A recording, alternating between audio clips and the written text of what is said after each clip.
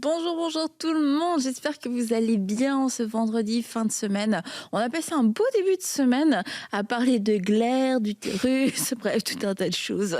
Bon, en tout cas, je vous encourage à aller écouter les émissions de lundi et de mercredi. Et je vous l'ai dit, aujourd'hui, on va parler de contraception, oui, naturelle, un sujet qui est quand même très intéressant et dont c'est important de parler, mais de bien en parler. Mais avant qu'on puisse aller directement dans notre sujet, eh bien, je voulais vous partager le témoignage de Gertie. Gertie qui nous suit et qui nous dit: ma vie spirituelle a changé. Grâce à Dieu, je connais maintenant la vérité. Je connais le Saint-Esprit. Il m'arrive des choses incroyables. Je suis en marche vers le baptême. On se réjouit pour vous, Gertie. La prière en langue m'a débloquée et guérie et je ne fume plus. Je suis édifiée par vos émissions. Que toutes les équipes de MCI TV soient abondamment bénies. Merci Gertie d'avoir partagé votre témoignage et on est tellement content pour vous que vous ne fumiez plus, que vous soyez guéris et que vous puissiez aussi vous faire baptiser. C'est une grande joie pour nous. Puis vous remerciez toute l'équipe. Et d'ailleurs, j'ai remarqué souvent dans vos témoignages, vous remerciez toute l'équipe de MCI TV. Et en effet, on est toute une équipe ici et à chaque fois pour peu importe ce qui sort, que ce soit les émissions à table, prière inspirée, bonjour chez vous, un live, ne serait-ce que même un post, eh bien, il y a toujours plusieurs équipes qui travaillent et on est aujourd'hui une 60aine d'employés et des gens qui travaillent de tout leur cœur et qui participent, des gens qui quelquefois ne sont jamais visibles et vous ne les verrez peut-être jamais, mais pourtant ils sont tout aussi importants dans la mission de MCI, tout comme vous l'êtes, chère famille des partenaires.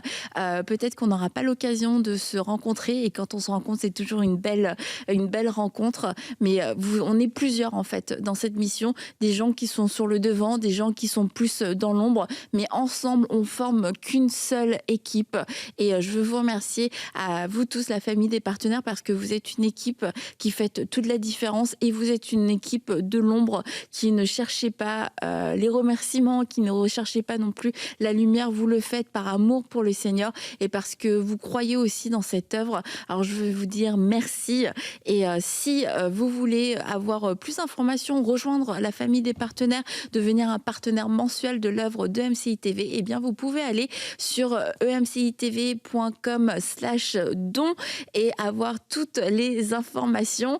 Et je retrouve tout de suite mon invité cette semaine. On n'est que deux à table, mais ça se passe bien franchement. Et bonjour Gécolia, c'est génial.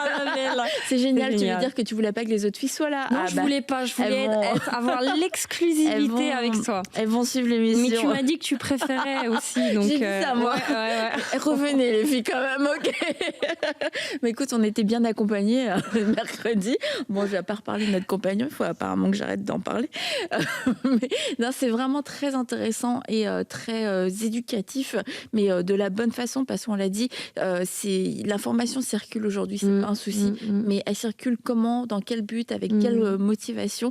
Et je crois que c'est important, surtout quand on parle du corps, notamment du corps de la femme, que ça puisse aussi qu'on puisse le véhiculer avec l'Esprit de Dieu, avec la pensée de Dieu. Quelle était la pensée de Dieu derrière tout ça et qui n'était pas une pensée d'esclavage, d'asservissement, de souffrance, où la femme allait souffrir toute sa vie et où elle était moins bien lotie que l'homme. Ça, je pense que c'est très important. Puis tu l'as bien dit, de revenir, mais qu'est-ce que Dieu pensait en fait en me créant en tant que femme? Et peut-être que j'ai marché à contre-courant depuis toute ma vie en tant que femme, parce que j'ai entendu plusieurs discours et c'est rentré dans les discours. C'est comme très admis de dire oh ouais, nous les femmes, nous ceci, nous cela, et sans vouloir directement remettre en question l'œuvre de Dieu, mais c'est juste quelque chose, on fait plus attention. Et c'est vrai, quand tu l'as dit, je me suis dit c'est vrai que moi je peux faire un peu plus attention. Il y a des trucs que je trouve pas ça si cool, tu vois, en tant que femme, mais en prenant le temps de bien comprendre et de le voir, comme tu nous l'as montré dans la semaine, comment le corps est bien fait, mais c'est un sujet d'action de grâce. Exactement. Mais Seigneur, t'as tellement bien fait les choses, c'est un truc de fou. C'est génial, c'est beau. Et aujourd'hui, on parle de contraception naturelle. Ouais. Alors, c'est un sujet que je trouve très intéressant, mais je te dirais un petit peu nébuleux. Okay. Et puis,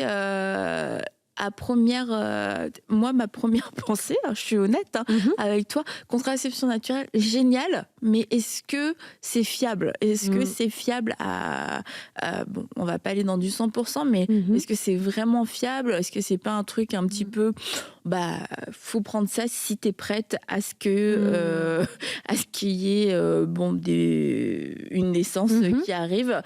C'est le risque à prendre.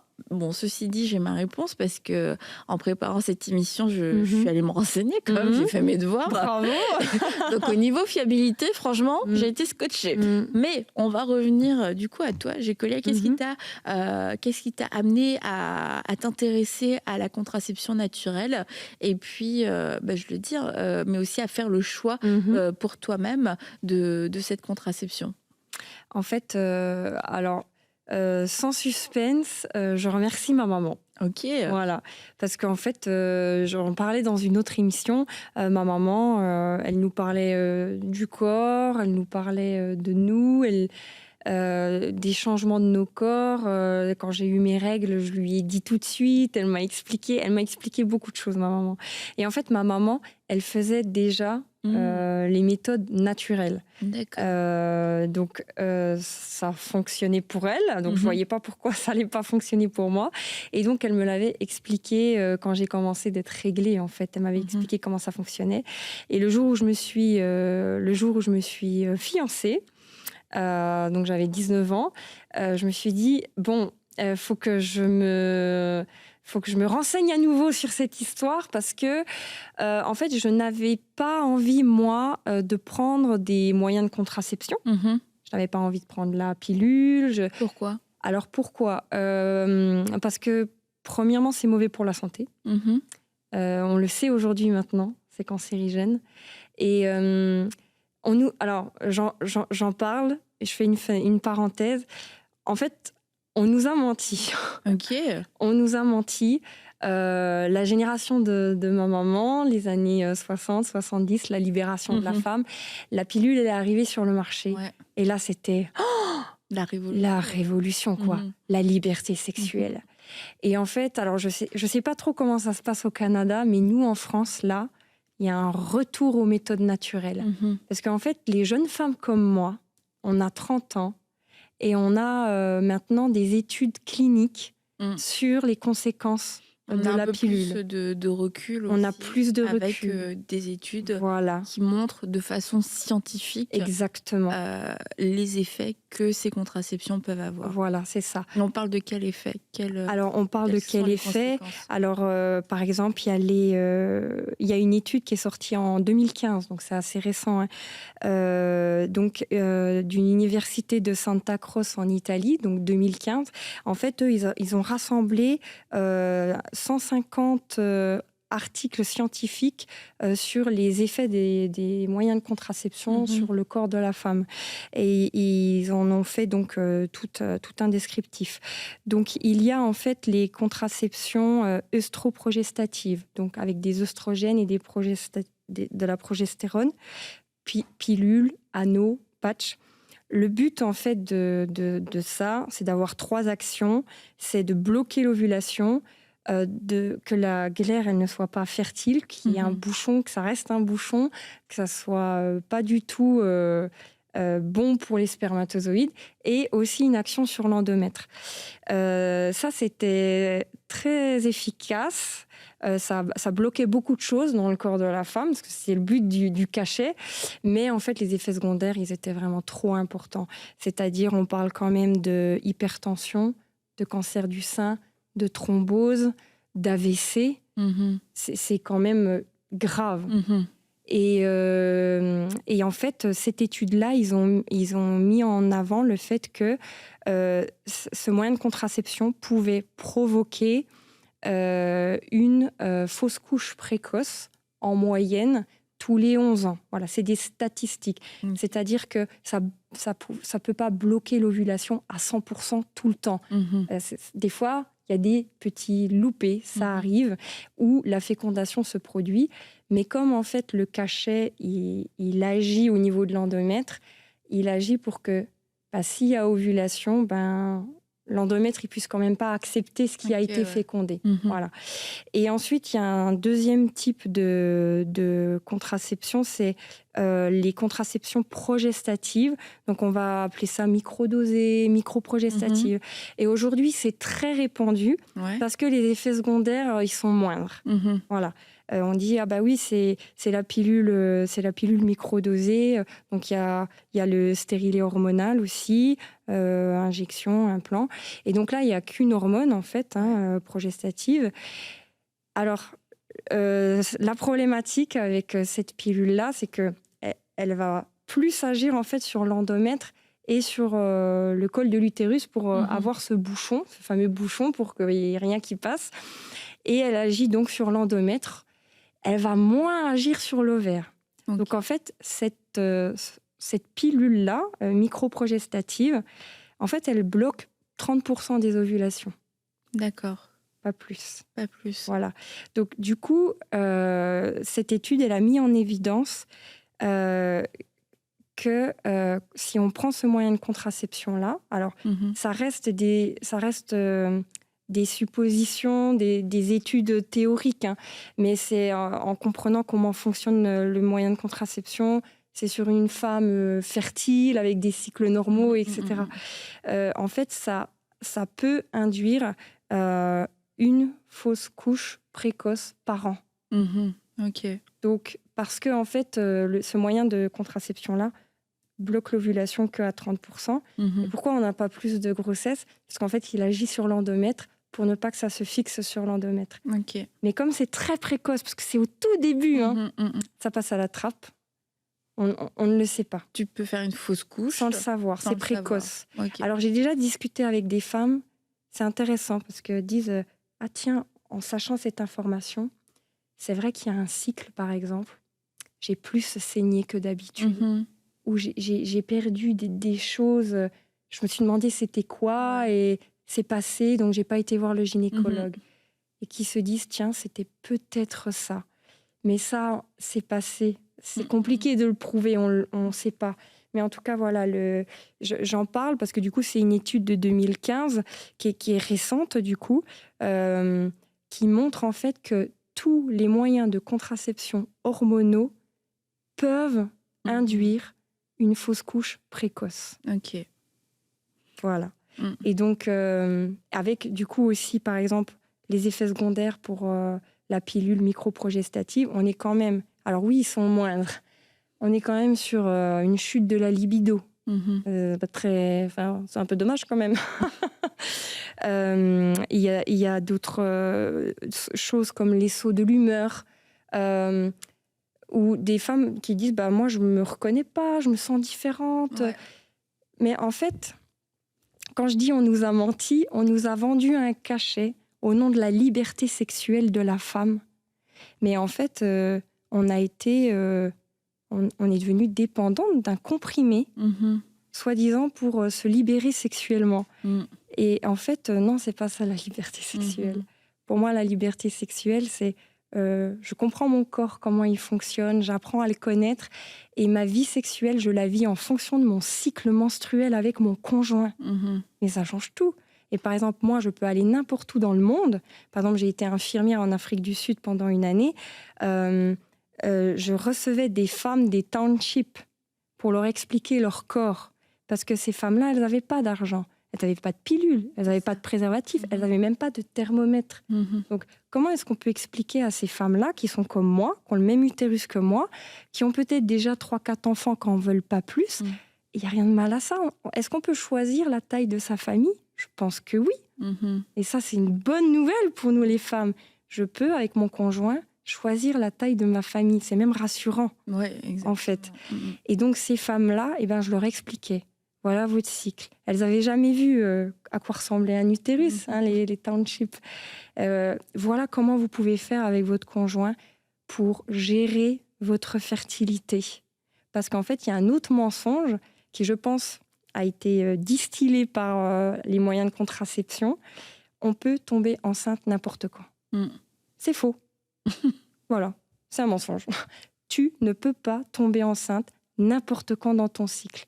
Il y a des périodes tu peux, Il y a des périodes tu peux pas. Mhm. Donc en fait, les méthodes naturelles, c'est une méthodologie.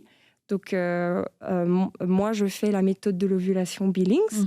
Mhm. C'est auprès de cette méthode-là que je me forme. En fait, c'est apprendre à découvrir mon cycle. J'applique 4 règles qui correspondent aux 4 phases du cycle féminin. Ça a l'air simple. En fait, c'est Quand simple. tu dis ça comme ça. Mais avant qu'on C'est aille, simple. que tu puisses nous expliquer Oui. cette méthode que toi, tu as découverte et que tu as mise en place, je veux dire qu'on n'est pas en train de dire vous ne pouvez pas, c'est mal de prendre telle ou telle contraception, mais je trouve que c'est important de pouvoir aussi savoir ce qu'on prend, avoir l'information et de faire des choix. Parce que c'est important que vous puissiez faire un choix et que vous ne subissiez pas non plus votre moyen de contraception, particulièrement si ça vous convient pas. Parce que j'ai entendu plusieurs fois des femmes dire ça me convient pas en fait, j'aime pas, mais je ne veux pas avoir d'enfants, je veux pas avoir plus d'enfants ou pas pour le moment, etc.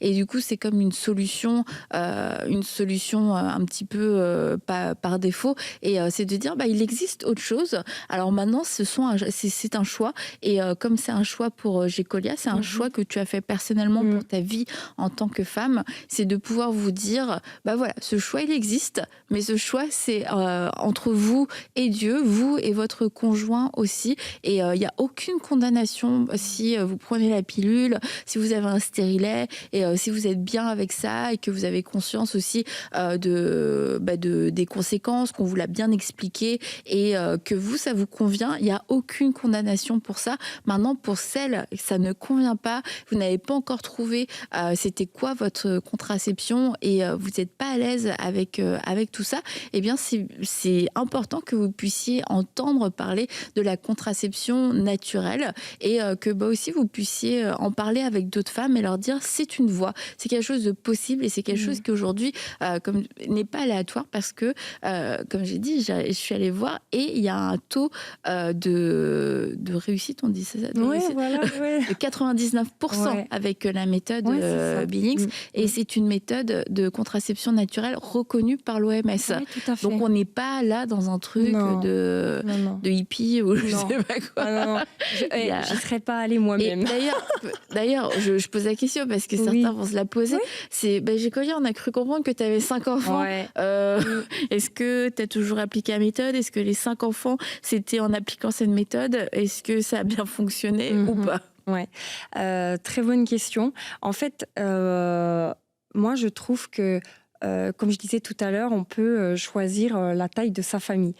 Quand on s'est marié avec mon mari, j'avais 20 ans, et on savait qu'on voulait une famille nombreuse. Donc, c'est vrai qu'on pourrait se dire, oui, de toute façon, si elle tombe enceinte, elle s'en fiche. Alors moi, je me suis mariée étudiante, et c'est un choix personnel. Je ne voulais pas tomber enceinte pendant mes études, et en plus, je voulais travailler un petit peu, je voulais partir à l'étranger. Enfin, on s'était fait 2-3 plans. Quand on se marie très jeune, on peut avoir des plans.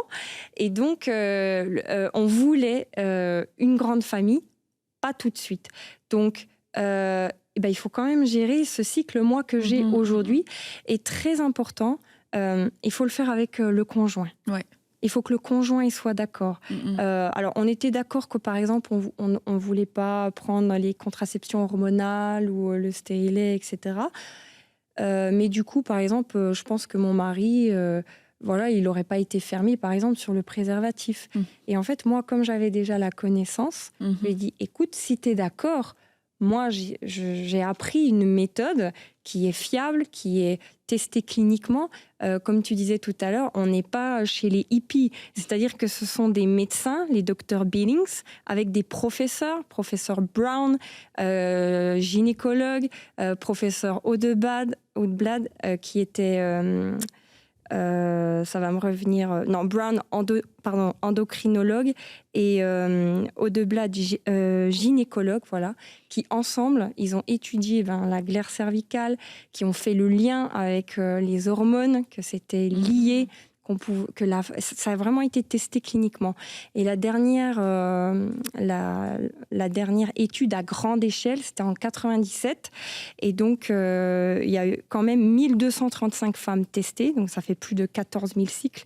Il y a eu 0 grossesse sur cette étude sur une année. Voilà. Donc en fait, c'est reconnu par l'OMS. Donc, on est sur vraiment quelque chose de fiable. Et mon mari était d'accord. Je lui ai expliqué. Et on s'est lancé dans l'aventure. Et donc, je peux vous expliquer comment ça se présente. Vas-y, j'ai hâte de savoir les 4 grandes règles. Les fameuses 4 grandes règles. En fait, quand on parle de méthode naturelle, en fait, ça veut dire qu'il n'y a rien qui va bloquer. Voilà. Et je vais aller jusqu'au bout de l'union. Parce que, par exemple, il y a des personnes qui vont faire la méthode du retrait, des choses comme ça. La méthode du retrait, c'est pas quelque chose de scientifique, c'est pas reconnu par l'OMS. Enfin, voilà. Alors, je connais des couples qui le font. Bon, faites si vous voulez. Mais par exemple, quand on ne veut vraiment pas d'enfant, je le déconseille. Et d'ailleurs, la méthode de l'ovulation Billings, pourquoi est-ce qu'elle a un taux de réussite si élevé ? C'est parce qu'elle inclut en fait l'abstinence pendant la période fertile. Ok. C'est-à-dire qu'il y a 0 moyen de contraception qui sont sûrs à 100%. 0. Voilà, tout le monde est d'accord avec ça. Je ne connais que l'abstinence, moi, qui est sûre à 100%. Il n'y a que ça. Voilà. Les autres méthodes, il y a toujours, on le sait, il y a des grossesses sous pilule, sous stérilet. Voilà, il y en a. Sous préservatif, il y en a. Abstinence, il n'y a rien. Donc, tout à l'heure, je vous parlais en fait des 4 phases du cycle. Je vais revenir un petit peu là-dessus. Je remercie aussi Womb International France parce qu'ils m'ont autorisé à vous montrer les outils et les visuels qui vont passer. Donc voilà, merci à eux. Et puis, j'ai appris qu'au Québec, vous avez aussi Service Amour et Vie. Qui peuvent aussi, si vous avez des questions sur la méthode naturelle, vous pouvez les contacter sur Internet, ils sont super. Donc, en fait, normalement, vous allez voir à la caméra cette petite réglette. Donc ça, en fait, c'est pour vous expliquer les phases du cycle très rapidement. Alors, vous me dites si vous voyez mieux comme ça. Non, c'est bon. C'est bon. Alors, je suis désolée, normalement, c'est vert ici. Donc là, à cause de la caméra, c'est marron. En fait, le cycle de la femme, il comporte 4 phases. Il y a les menstruations qui sont en rouge. Ensuite, il y a une période ici, là où vous voyez le marron-jaune. C'est une période plutôt calme où il ne se passe pas grand-chose. On n'a pas de perte. Marron, par exemple, c'est quand on voit dans la culotte, on n'a pas de perte, on n'a aucune sensation. Voilà, on note vert, c'est des couleurs qu'on remplit dans un tableau après. Jaune, c'est si jamais on a des petites pertes, mais qu'elles ne changent pas. C'est toujours les mêmes. Ça arrive à des femmes. Et en fait, le blanc, à partir du blanc, ça veut dire que, par exemple, j'ai senti dans la journée un changement. J'ai senti un écoulement où j'ai vu quelque chose. Des fois, c'est quand je vais aux toilettes. Je remarque que j'ai eu de la perte blanche, de la glaire cervicale s'est écoulée. À ce moment-là, c'est le début de la fertilité. L'élixir de vie.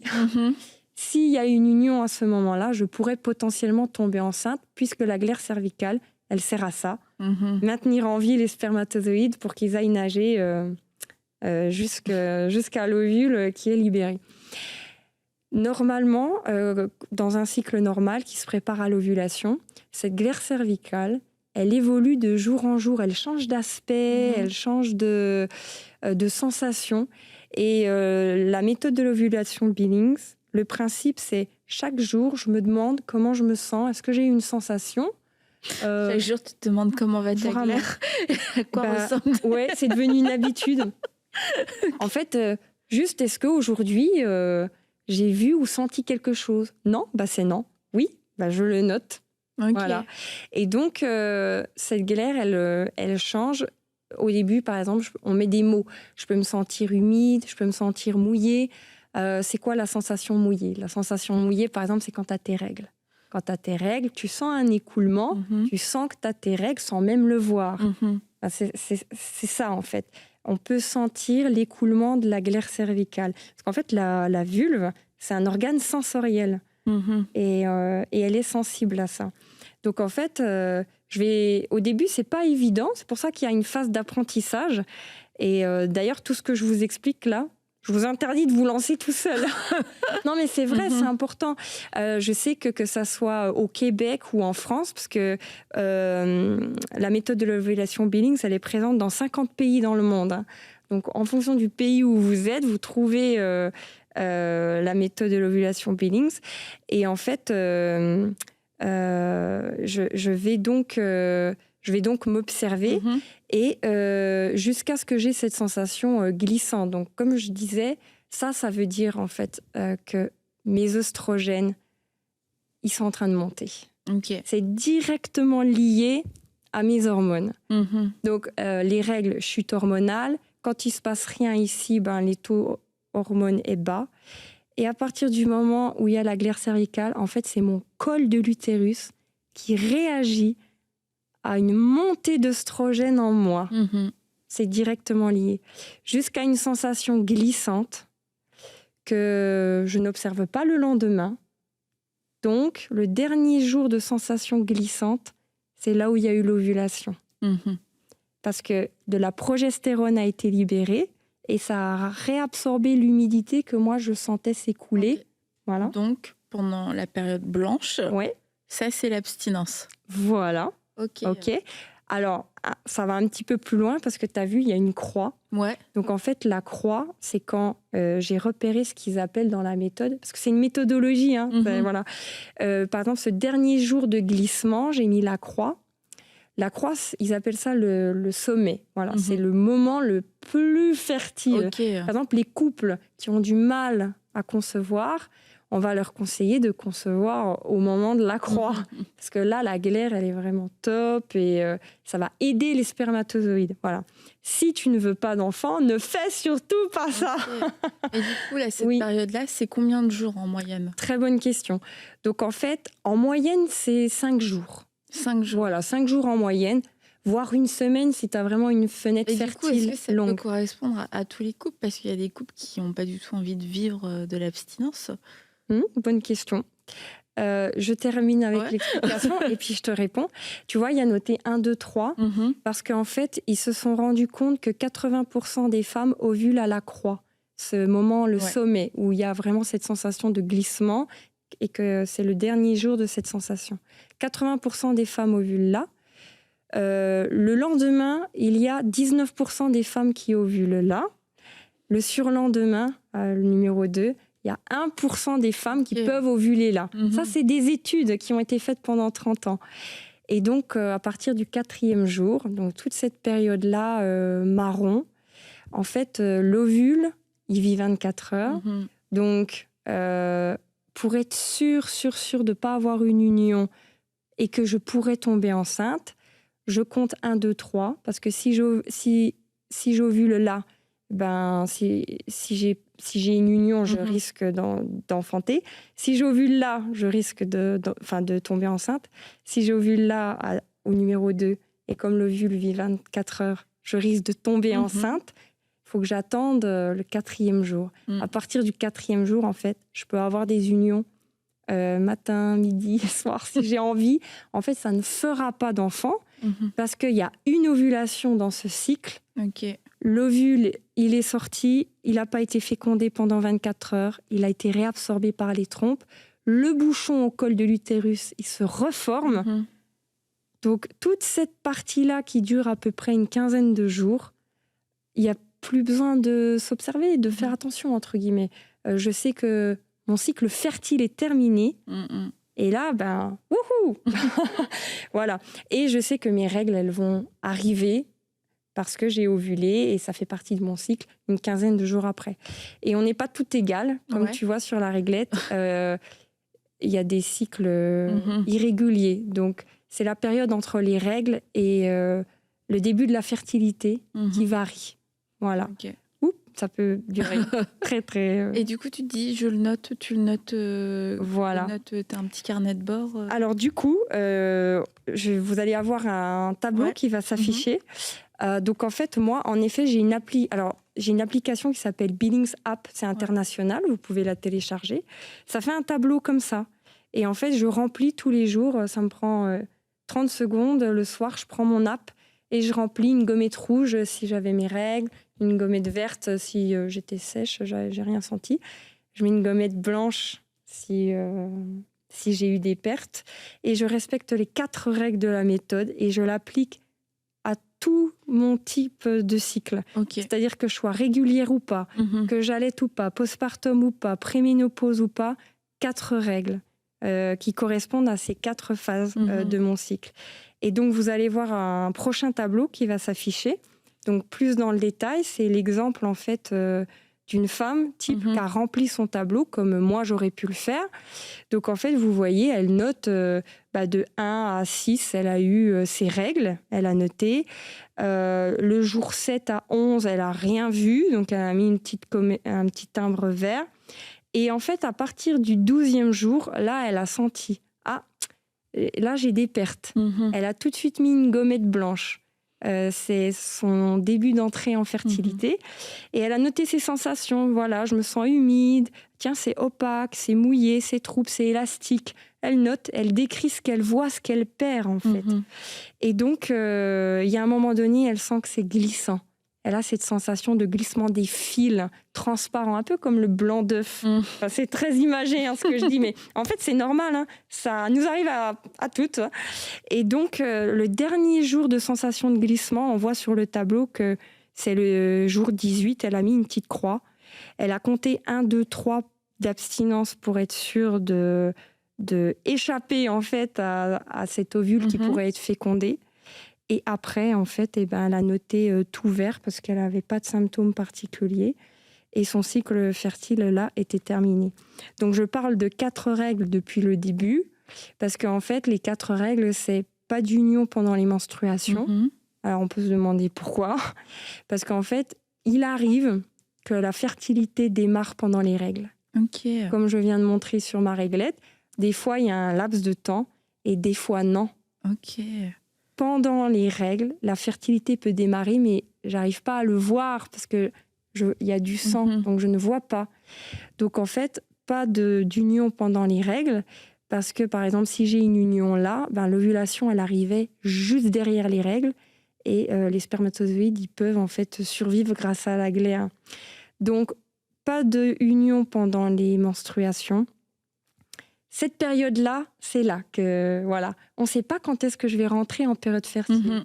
Donc là, il y a une règle pour éviter de tomber enceinte, en fait. C'est des unions possibles le soir, 1 jour sur 2 au coucher. Parce qu'en fait, je m'observe dans la journée. Je ne sais pas quand je vais rentrer en période fertile. Peut-être ce matin, peut-être cet après-midi. Donc en fait, c'est le soir. Tiens, est-ce que je suis rentrée en période fertile ou pas? Non. Je communique avec mon mari et donc, c'est le genre de je suis en période fertile. On les a tout le temps. Fertile. On les a tout le temps. T'es dans quelle période en ce moment? T'es en zone blanche? Oui, c'est ça, zone rouge, zone blanche, zone verte. Et du coup, donc abstinence quand en fait il y a la glaire cervicale. Et ensuite, quand j'ai repéré ce qu'on appelle le sommet, je compte 1, 2, 3. Et le 4e jour, à partir de là, je peux avoir des unions quand on veut. Donc pourquoi en fait ta question, pour revenir dessus par rapport à l'abstinence, c'est vrai, il y a des couples qui ne veulent pas faire l'abstinence. Et cette méthode n'est pas pour eux. Parce que tu vois, il y a cette durée d'abstinence, mais il y a aussi là ce que tu dis, c'est la zone verte. Si c'est laquelle ouais, c'est le duo, là, la verte ou la marron. Où tu dis 1 jour sur 2 et le soir. Voilà. Donc ça conditionne quand même beaucoup. Oui. Ça conditionne beaucoup les horaires. Tu vois, je me dis, il y a des gens à qui ça peut pas convenir. Il y a des gens, il y a des couples qui arriveront pas à se mettre d'accord aussi. Donc je comprends aussi ton point qui est vraiment de base pour ça, c'est que c'est une décision qu'on prend à 2 parce que là, c'est clairement on vit un cycle ensemble. En fait, c'est ça. C'est ça. On vit un cycle ensemble. Et en fait, moi, ce que j'ai beaucoup aimé par rapport à cette méthode, c'est vrai que nous, on s'est mariés, on a tout de suite fait ça. Donc, par exemple, pour mon mari... C'est normal. C'est normal, en fait, d'avoir une vie sexuelle en fonction de mon cycle. Je dis, oui, évidemment. C'est-à-dire que... Et quand je réfléchis encore une fois, pourquoi Dieu il nous crée comme ça, pourquoi il y a ce cycle, en fait, moi, j'y vois presque que des avantages. Alors je sais que ça peut paraître bizarre parce qu'on se dit bah non, il y a une contrainte, Jack. Tout le monde a envie de faire l'amour tous les jours. Déjà pas forcément, parce qu'il semblerait que tout le monde ne fait pas l'amour tous les jours. Ensuite, quand je vois que si je prends un certain traitement, j'ai une libido dans les chaussettes. Excusez-moi, je pense que je suis pas gagnante. C'est-à-dire que je préfère faire moins l'amour, mais genre c'est trop balèze, plutôt que tous les jours, puis ça devient routinier, quoi. Ça devient un acte un peu banal. Et en fait, ce que j'ai trouvé d'intéressant, alors ça, c'est mon expérience personnelle. Je ne sais pas si j'en écrirai un livre, mais peut-être un jour, qui sait. C'est qu'en fait, déjà, ça apportait beaucoup de communication sur la sexualité dans mon couple. Ouais. Parce que, étonnamment, les couples, ça me fascine. On est capable de faire l'amour et de pas se parler sur ce sujet. C'est un peu étrange quand même. Et j'encourage en fait les couples à peut-être oser se parler sur le sujet de la sexualité.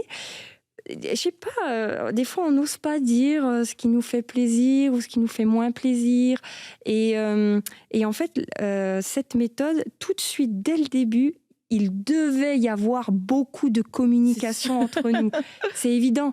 Et ce que j'ai bien aimé aussi, c'est qu'il n'y avait pas de routine. Jamais. Parce qu'en plus, moi, j'ai des cycles irréguliers. Ah ouais, ok. Oui, donc en fait, nous, ok, on se voit tous les lundis. Non, ça n'existe pas.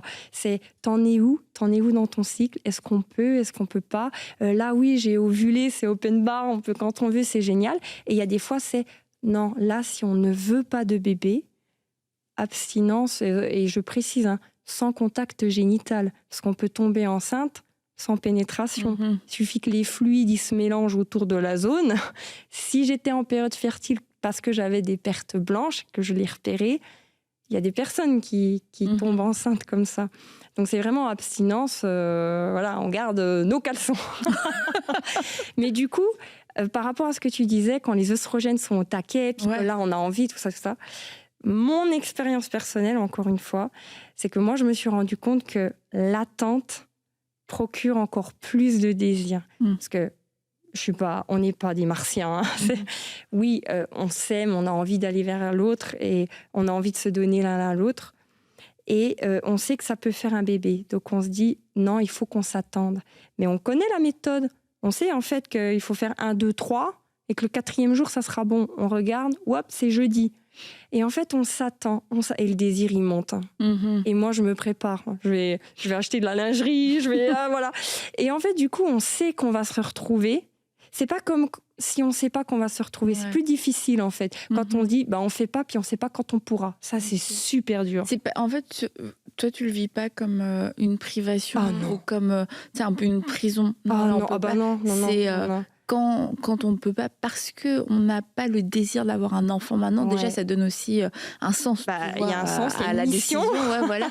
C'est une préparation, en fait. Tu le vis à ce moment-là, plus comme une préparation. Oui, parce qu'on s'aime, on a envie de se retrouver. Et du coup, mon mari, il m'attend. Il attend que je sois disposée. Moi, j'attends aussi que du coup, je suis disposée. Et en fait, quand on se retrouve, mais en fait, on est trop content de se retrouver. Et c'est génial. Et alors, je ne vais pas me comparer avec les autres parce qu'on a tous une sexualité propre. Chaque couple doit se découvrir dans sa sexualité. Mais je partage juste que nous, ça a apporté beaucoup de joie. Moi, je crois que dans la sexualité, on peut vivre les fruits de l'esprit qui sont dans Galates 5. Il y a de la joie, il y a de l'amour, il y a de la patience, il y a de la bonté, il y a de la maîtrise de soi. Et je pense que si on n'arrive pas à avoir la maîtrise de soi dans notre sexualité, peut-être que ça va me faire réfléchir. La maîtrise de soi, c'est un fruit de l'esprit. Et dans la sexualité, elle apporte du bon, vraiment. Et du coup, cette notion de pas de routine, pas de... en tout cas, nous, ça nous convient. Et je conçois que pour certains couples, ça peut être à discuter. C'est vrai. Mais en tout cas, je trouve que c'est une très bonne nouvelle parce que ça veut dire qu'il existe une méthode où si on veut pas prendre de médicaments, pas prendre de préservatifs, pas prendre de thermomètre, pas prendre de bandelettes urinaires, en fait, il nous faut juste, notre corps, s'écouter tous les jours. Est-ce que c'est si difficile de s'écouter tous les jours? Et en fait, ça devient notre style de vie. Et moi, je suis libre. Je suis libre. Je pense que je vis la liberté sexuelle. La vraie. Celle de Dieu. Voilà. Celle des années 68. Celle que Dieu, voilà. Ah, mais merci en tout cas, Nicolas, c'est intéressant. Je pense que, comme on l'a dit, c'est un choix personnel. Voilà. Et aujourd'hui, vous avez entendu l'histoire, le témoignage de Gécolia, pourquoi elle a fait ce choix et comment elle le vit. Je crois que c'est important et que ce serait utile que ça puisse être considéré parmi vos options et que ce soit une conversation à avoir avec votre mari, particulièrement si vous êtes mal à l'aise et si vous n'avez pas encore trouvé une contraception qui vous convenait. Et c'est vrai que c'est fou de voir comment Dieu a fait le corps de la femme et comment on a cette liberté aussi de pouvoir avoir des enfants, mais dans le temps aussi qui va nous convenir, qui va convenir à notre mari, à notre famille. Et ça, je trouve ça vraiment merveilleux, sans ajout supplémentaire. Maintenant, tu l'as très bien expliqué, il y a tu n'appelleras pas ça des contraintes, mais il y a des paramètres à prendre en compte. Oui, bien sûr. Des paramètres à prendre en compte. Alors, à voir si ces paramètres, c'est quelque chose qui peut vous convenir, c'est quelque chose dans lequel vous pouvez trouver de la joie, du plaisir, et vous pouvez aussi être ensemble heureux. Et il y a quelque chose que tu as dit, je pense que ça soulève quelque chose de plus profond même, au-delà de la contraception, c'est tout cet aspect de la communication, parce que c'est certain que je crois que la communication et la gestion de la sexualité est peut-être plus complexe que la méthode elle-même, qui est finalement relativement simple. En tout cas, sur le papier, elle est simple. Elle est simple. Mais que tout ce côté-là de communication, d'échange et de mise en accord sur la façon dont on veut vivre sa sexualité, ça, je crois que c'est finalement la partie la plus complexe de ce moyen de contraception, mais qui finalement aboutit t'as raison, à de très belles conversations, mais aussi un bel équilibre dans le couple. Donc merci Gécolia d'être venue nous le partager. Je trouvais ça très très intéressant. Et comme elle l'a dit, je veux vraiment le redire, ne vous lancez pas tout seul là-dedans, etc. Parce qu'il y a quand même certaines nuances, il y a un temps d'apprentissage, d'adaptation. Donc on ne veut pas que vous puissiez vous lancer tête baissée et puis finalement vous vous dites ça n'a pas marché. C'est pas le moyen qui n'a pas marché, c'est la mise en application peut-être qui n'était pas encore excellente ni aboutie. Donc prenez le temps d'aller voir les liens et de pouvoir bien vous renseigner, d'en parler aussi avec votre médecin, parce que moi je suis pas médecin, donc voilà, on fait juste vous partager quelque chose qui existe, comment Gécolia elle l'a vécu. Tu es en train de te former à cette méthode pour être formatrice. Donc merci beaucoup d'être venue partager ton expérience avec nous et pour toute cette semaine qui a été très instructive. Avec grand plaisir. Écoute, je te dis à bientôt. Et je termine en vous disant ça. Peut-être vous vous êtes dit, mais elle avait un petit trait de famille ou un air de famille avec quelqu'un. Eh bien oui, c'est la sœur de Johanna Exraya. Et oui, il y a un petit air de famille quand même. Le rire et tout, quand même, il y a des choses qui trahissent. C'est vrai. Donc merci d'avoir été avec nous, Gécolia. Puis on se dit bye bye, à bientôt. Bye bye.